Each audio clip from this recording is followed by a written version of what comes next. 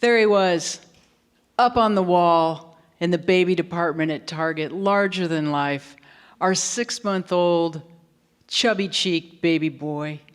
He was wearing Carter's, a blue onesie adorned with brown teddy bears, and he was totally rocking that look. He was leaning into the camera, had a big smile on his face. He was a natural. This was our son's first gig in his brief modeling career, and we as his parents were understandably proud and elated. And I was amazed because I never thought that I would be a mom. I never thought I'd be a parent. It wasn't that I didn't like kids or I didn't want to be a parent. It's just kind of like being an Olympic gymnast. It just didn't really seem within the realm of possibility. And then I met Diane, and we started to build a life together. And I knew that Diane wanted kids. I think she's a big kid herself, so I think she just really wanted to make sure she had some built-in playmates around the house. And, you know, I was all in. If Diane wanted kids, I was all in to have kids. And I'm the pragmatic one of the two of us. And so Diane would do off on a whim adventures, and I would be the one with the map to try to get us there and get us back. But I could come up with a long list of reasons why this was going to be difficult, not the least of which we were two women, so we had a lot of X's and a lack of Y's. But, you know, I was in, and I knew that I loved Diane. So I knew that her happiness would be my happiness, so I was all in with this.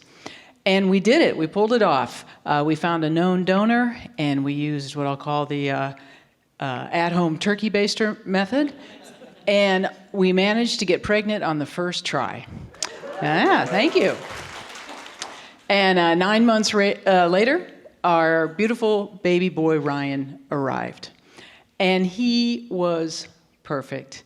He was and I know every parent thinks that their child is the most perfect, you know, smart, wonderful, awesome baby ever born on the face of the earth, and ours was.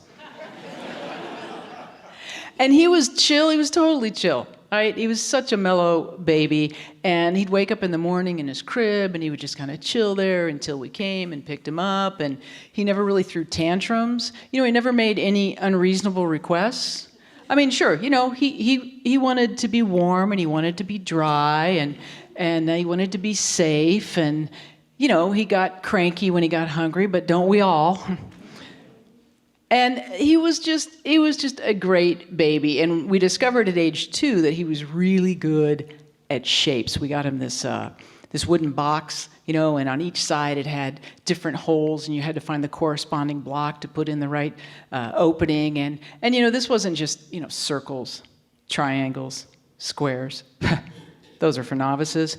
This one had like diamonds and stars and octagons and pentagons and all the gons and rhomboids and rhombus, and he loved that toy.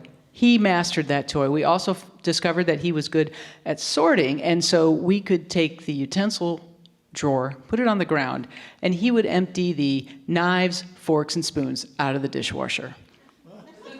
Now, just the butter knives, okay? Because, yes, we were first-time parents, but even we knew a toddler should not be handling the steak knives, okay?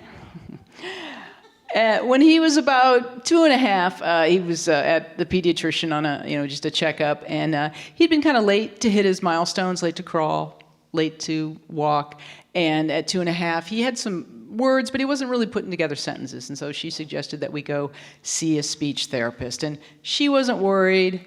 Boys tend to talk later than girls. We weren't worried. I mean, he had 2 moms.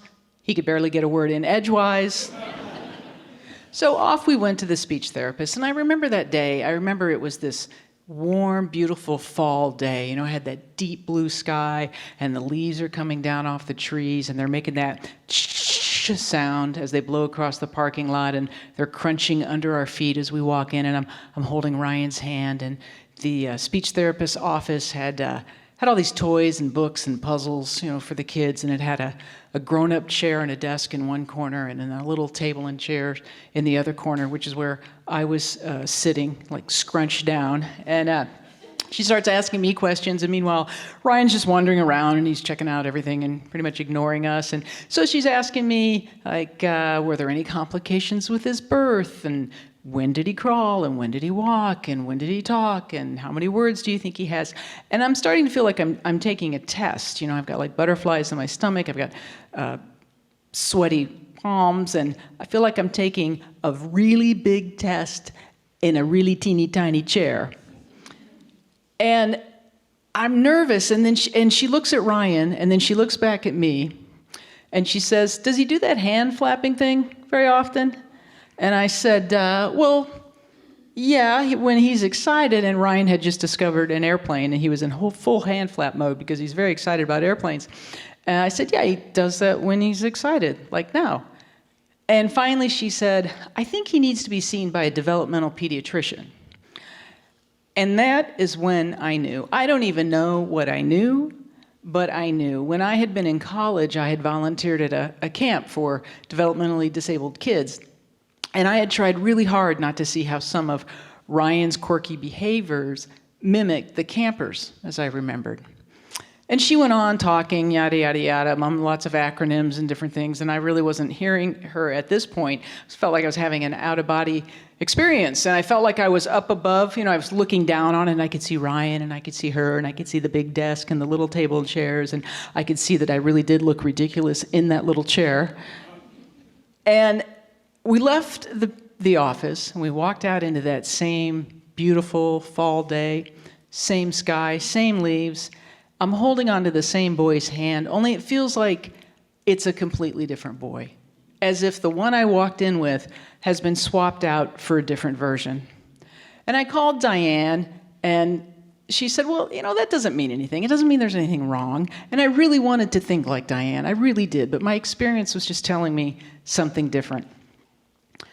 We had to go to Children's Hospital in Oakland for the appointment, and the developmental pediatrician's office was a lot like the speech therapist. You know, it had toys and books and a big chair and table and a small chairs and tables.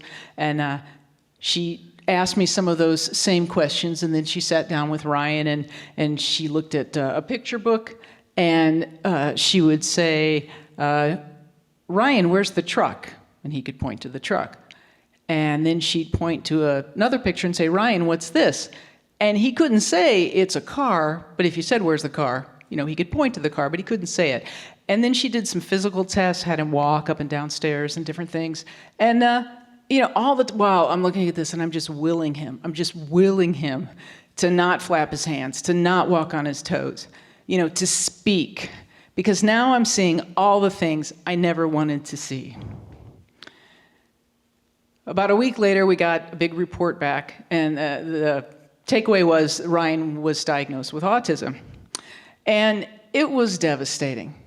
You know, I think, you know, more for me than Diane, not that she cared any less. She was just able to frame it much better than I. She was one to take action, and how are we going to take care of this and solve this and fix this? And I knew this wasn't something that was going to be solved or fixed. I knew that we had taken a detour and we were now on a different path, and maybe we could smooth out the path, but we weren't going to get back, you know, on the original path. You know, something had fundamentally changed, and I felt like I was going through the stages of grief. You know, I was mad, I was angry, I was sad, and I felt like something had been taken away from me, and I felt really horrible that I felt that way. And I thought, is it because I'm not the birth mom? Why am I feeling this way? Why am I feeling, you know, so bad about this? And, you know, there's no cure for autism. There's therapies, of course. There are things that you can do, but there's no out-and-out cure. And so it seemed that all the things that I had assumed about Ryan now were being called into question. Like, would I ever have a conversation with my son? Would he talk? Would he read? Would he write? Would he graduate from high school? Would he get a driver's license? Would he have friends? Would he even want friends? Would he get married? Would he go to college? Would the world be kind to him? I had a coworker who used to, when she wanted to make a derogatory comment about somebody, she'd call him short bus. And I never got that. And I finally said, why do you call people short bus? And she said, you know, short bus. That's what the special ed kids, the retards ride, the short bus. And I never liked that joke in the first place, but now I really didn't like it because chances are I had a son who was going to be riding the short bus. Well, About a month after Ryan's diagnosis, I take his younger brother, Jack. Yeah, we'd had another one. Look at us smug lesbians producing children. And in fact, at that moment, Diana's pregnant with our third. I discovered I had a unique gift for impregnating women.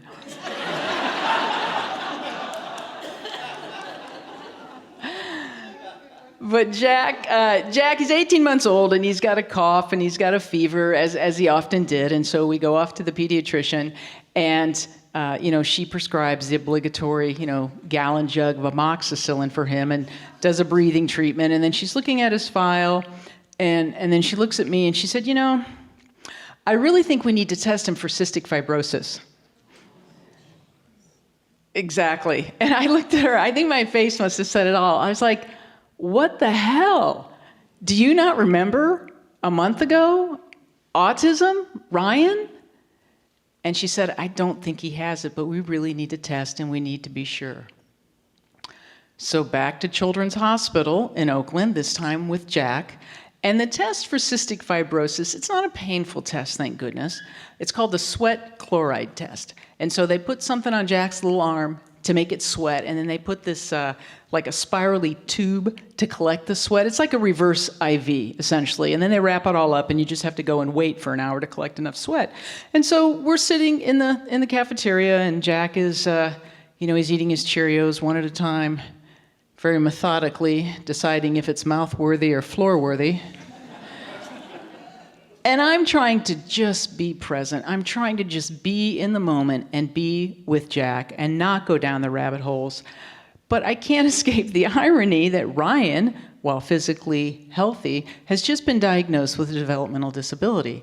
And Jack, neurotypical, chatting up a storm, he might have a chronic, life-shortening illness.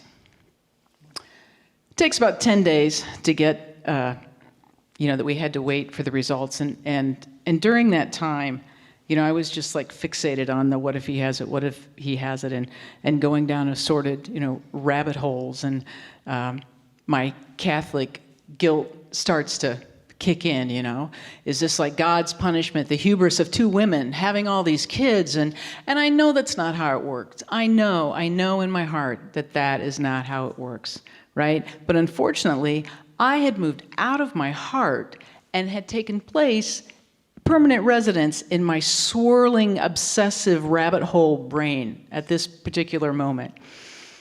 And the weird thing, so the way my brain works is, a little factoid of knowledge will get lodged in there, and then maybe, 10 years later, it'll just pop out, right? Unbeknownst to me, it'll just, there it is. And in this case, the thing that popped out for me was Schrodinger's cat.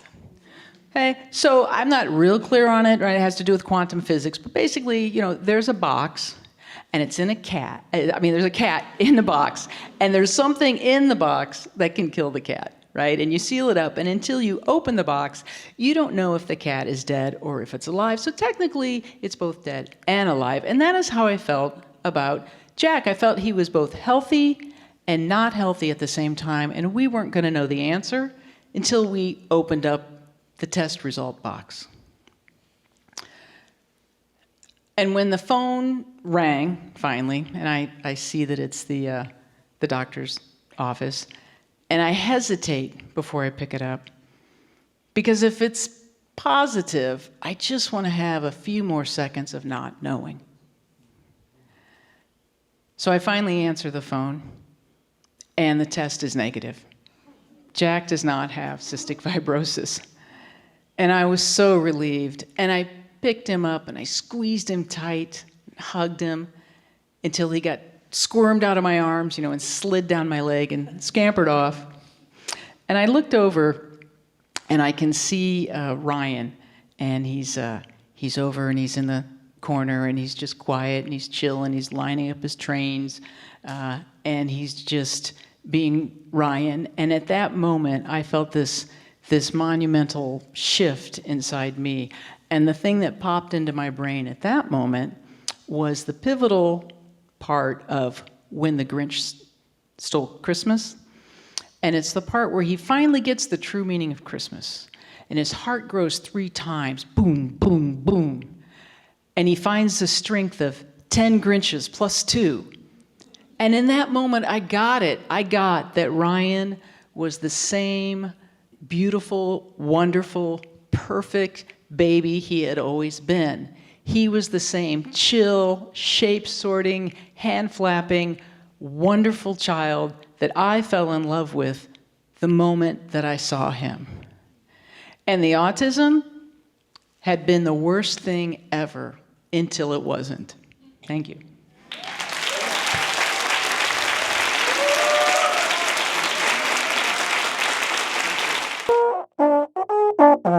Santa Sofia!